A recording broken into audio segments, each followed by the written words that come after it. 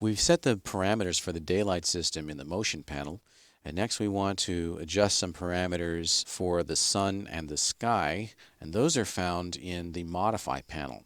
So with the daylight system's head selected, I'll go to the Modify panel, and you'll see here daylight parameters. The daylighting has two components. It's got direct light from the sun and ambient light from the sky, and we can adjust those separately. Now right now 3ds Max has chosen MR Sun and MR Sky for me.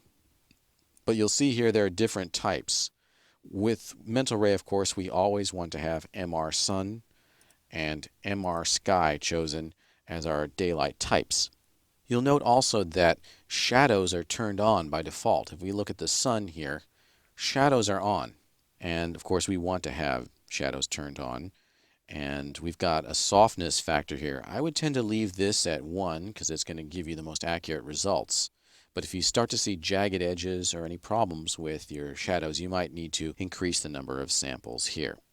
So MR Sky has already been created here.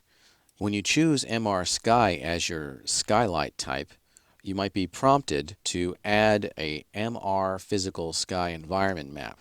And the answer that you want to give there is yes. That will give you a renderable sky that you will actually see in your renderings.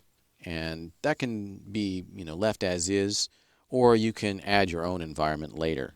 But it does actually contribute to the illumination, so you want to keep that on. And you'll see that here, MR Sky Advanced Parameters. This has to do with the actual renderable background that is coming from the MR Physical Sky Environment map.